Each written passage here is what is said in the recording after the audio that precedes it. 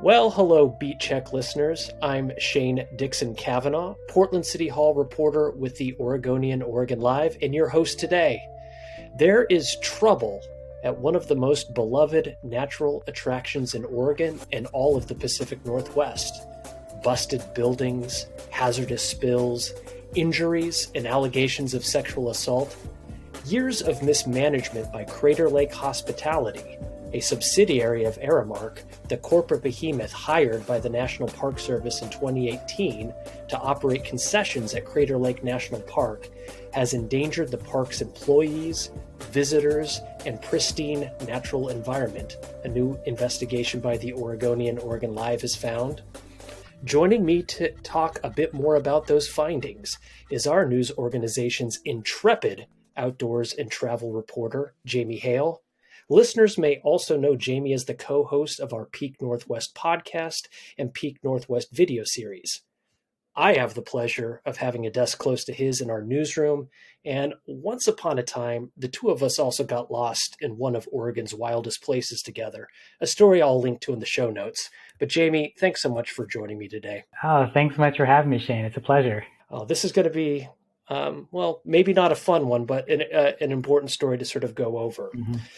So you have been doing quite a bit of reporting over the course of months about this issue that's occurring at Crater Lake National Park right now. And I was just hoping that you could sort of set it up for listeners about the work that you've been doing so far and why. Yeah, winter is usually my slow season as a travel reporter. It's my time to plan for trips, maybe tuck into some research for other projects down the road. But in December, Senator Wyden released a letter to the National Park Service laying out some pretty serious allegations against the concessionaire, Aramark, and asking the National Park Service to basically consider these pretty serious allegations and consider cutting short the contract.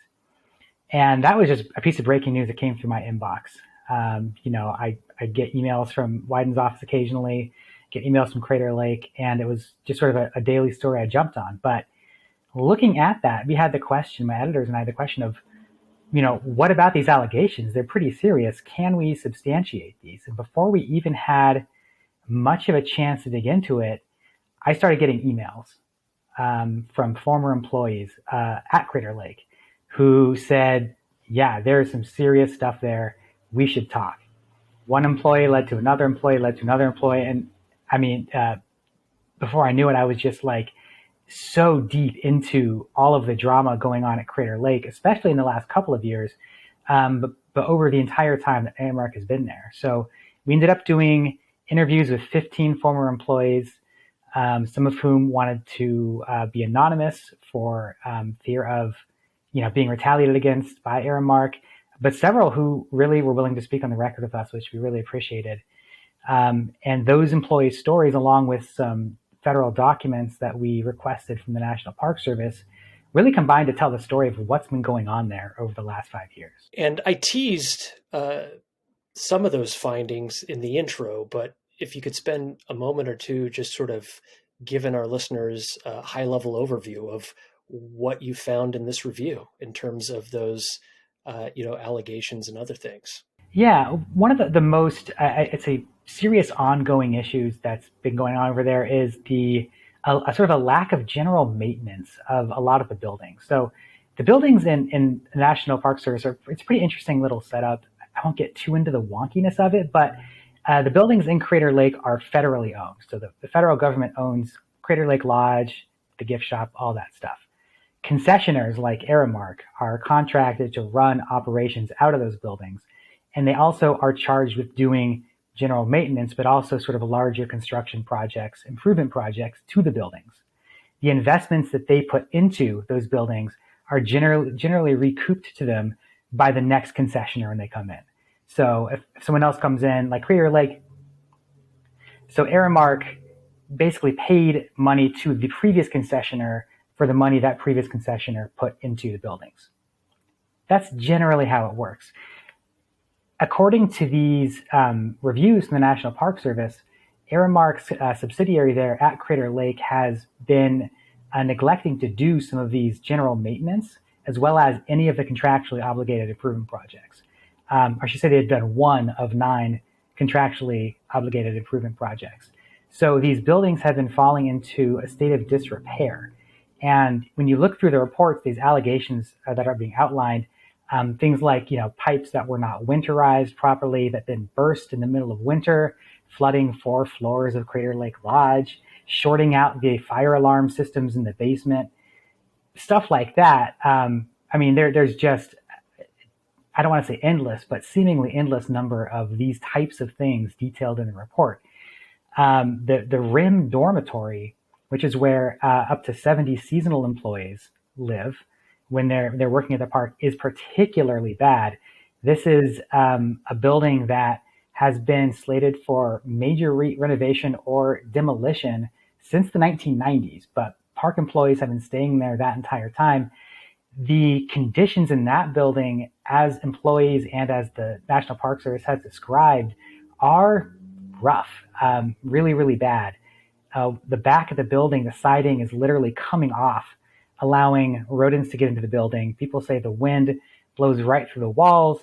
A lot of employees said the heaters don't work very well, if at all, especially when the power's out for a couple of days, as happened last season. So if you're up there working in the beginning of May, the temperature at Crater Lake up at the rim can get down at 28 degrees overnight. And if you're staying up there, wind blowing through the walls, not a functional heater, I heard stories of people sort of fighting over blankets, spare blankets from the lodge. I was actually going to ask you specifically about that detail in the piece, because that was just so striking and evocative. Yeah, one of the former employees, I spoke with him. He said that he was working the night desk at the lodge, and people would come to him saying, "My heater isn't working. Do you have any spare space heaters in the lodge?" And he said, "No, we don't have any spare space heaters." And they said, "What about blankets?" And he said, "Yeah, sure." And he just started handing out blankets to people. But, by the time like a month went through and employees kept coming in, there weren't enough blankets. And he said it started to lead to divisions, and people were getting jealous of each other. And why should they have blankets just because they got here sooner, and so on and so forth. So these conditions of mismanagement bred this work environment that a lot of people described as hostile.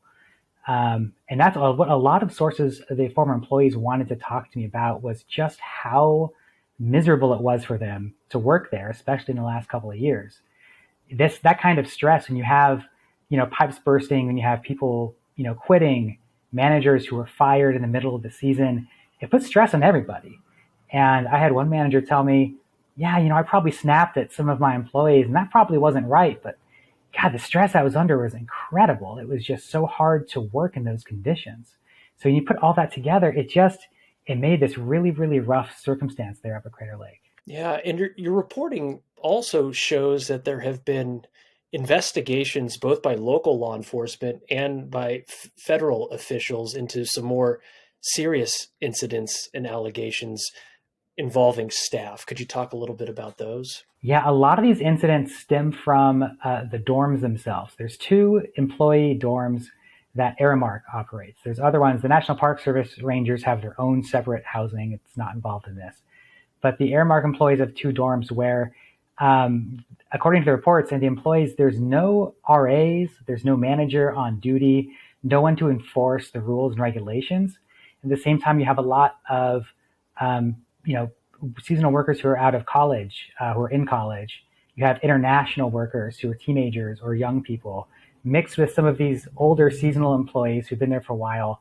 And then last year, at least, they mixed them with some temp workers from a nearby temp agency when a bunch of people quit due to some payroll issues.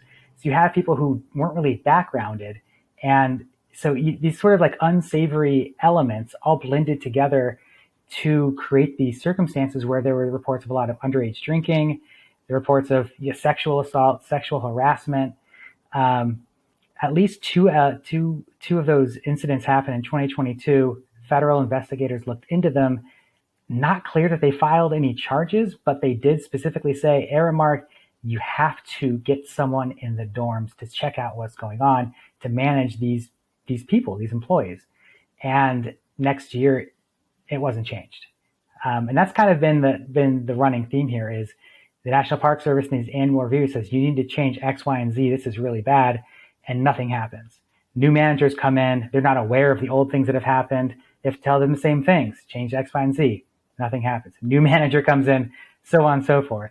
So it's just this revolving door of incompetence that has resulted in what we're being told is like some pretty bad damage to buildings. And I spoke with a lot of former employees who spoke of some serious mental health repercussions because of their time there. Well, and your story gets into issues that have impacted not just the employees working for Aramark, but also tourists who are at Crater Lake, and things end up happening to them at some of these operated run spaces and sites. Talk about a couple of those things that really stood out to you. Yeah, I will say that by and large, all the employees told me we did everything we could to shield visitors from the chaos that was going on.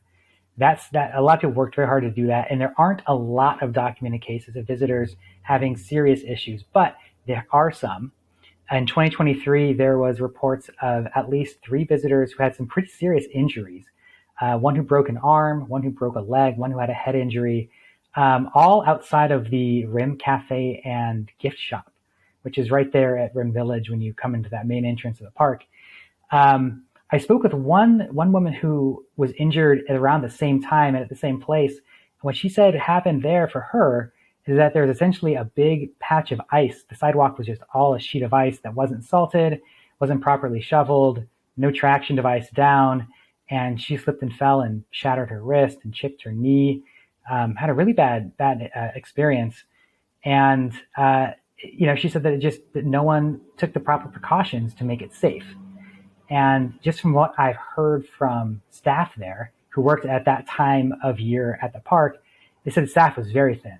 They had 2 employee walkouts last year. They had, at least 5 managers who were fired in the middle of the season. People doing 3, 4, 5 jobs. It was so thin that it does not surprise me to hear that a sidewalk wasn't salted or shoveled properly, because I don't know how many people were even left working at the park at that point who would have known to do that or had the time to do that. What about some of the hazardous spills or other environmental issues that have come up involving the National Park Service contracted operator? Yeah, this was a sort of a big piece of the last year's review, the review of the 2023 season. They mentioned a few serious environmental issues that happened in the park. Sort of the big one was this 4,500 gallon diesel fuel spill that didn't get into the environment, thank God, but it spilled into a storage tank for 5 days, according to state environmental investigators.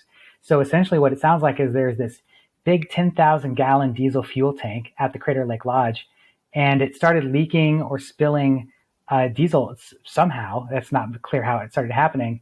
And no one caught wind of it or did anything about it for 5 days. So it ended up just spilling into this containment unit, which is designed to hold spilled oil, and it did seem to hold the spilled oil. But when state investigators asked them about it, they said, look, you have to report this to us, to the state. And Aramark subsidiary did not, and that is apparently a violation of state regulations. They also said, where are your inspection reports for inspecting this oil tank? Where's your safety plans? And they said they were not given any of that information. So the implications here of that are that Aramark subsidiary was just not paying attention to this massive spill. And while it didn't get out into the lake, they did test the lake water, they tested the soil and found no diesel.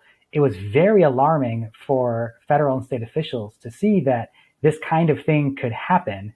And all it could take is one crack in that storage tank for diesel oil to be spilling into, the lake right now. Now, one thing that you point out in your story, Jamie, is that Aramark, which is a very large international hospitality-focused company, in recent years has become one of the go-to contractors with the National Park Service beyond Crater Lake. And what can you tell us, if anything? What do we know about sort of their track record in other treasured natural areas in the U.S., if anything that we know? We have asked for records about Aramark's performance in other parks where they're contracted. We have not yet received those documents from the government. I can say that I have heard, from employees who have worked in other Aramark properties who have issued complaints. I know I've heard complaints out of Yosemite and Olympic at least, but nothing that has been officially documented that I've seen yet. So, that's all I know for sure right now. Aramark has fielded some lawsuits for some of its other operations not related to national parks in prison cafeterias and school cafeterias, and also some lawsuits around paying employees, which was another issue we found in our investigation, a big payroll issue that happened at Crater Lake in 2023. So it's not that Aramark is a stranger to lawsuits, we'll say that. I mean, a company of its size, with its number of workforce, it's not so surprising to hear that. But we've not seen anything like this come out of parks officially to this degree yet. And it's also clear throughout your reporting that you busted your hump. You spent a lot of time digging through records, conducting interviews, and it also appears that you spent a lot of time trying to follow up with both the National Park Service and Aramark for answers to many questions that came up in your reporting. What did you hear from both of those entities? What did they tell you or say? Not a lot. We didn't hear much from them. Aramark has mentioned, that they've conceded that there have been some management issues they're trying to take care of. They say, that what's happening at Crater Lake is not indicative of their performance in their other parks. What they have not done is directly addressed any of the allegations in these reports. So all we have is what the National Park Service employees have told us. I've really been, eager to get Aramark's side of things, but they have not been willing to give us any of that. The National Park Service is speaking through these reports that they have given us through the Freedom of Information Act. We've sent many follow-up questions. I mean, specifically around, how were these problems allowed to persist for so long?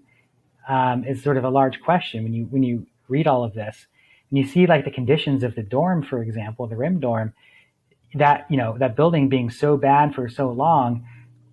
We were wondering how employees have been allowed to stay there, to live there. And we've also found that, as of the end of the 2022 season, the National Park Service had, according to their own guidelines, enough to merit notifying Crater Lake of the intention to terminate the contract.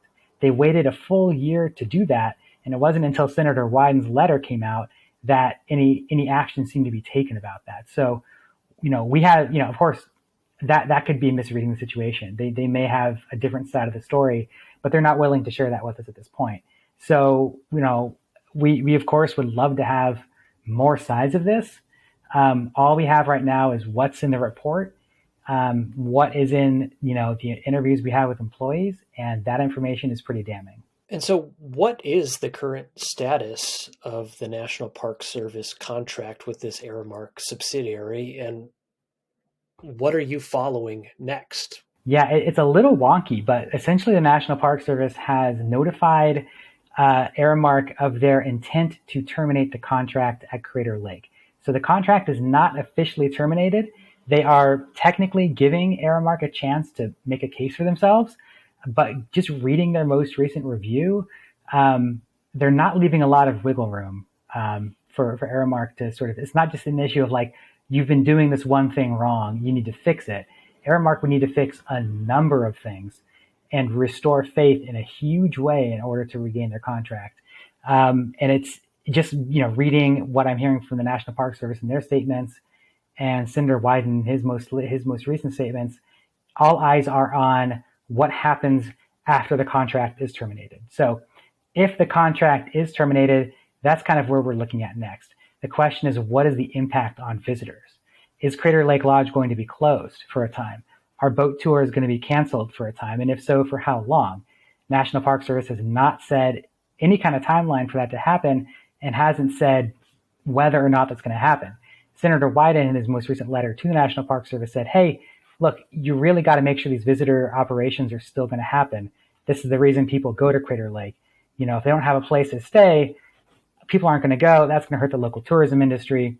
So he is really urging the National Park Service to keep those open.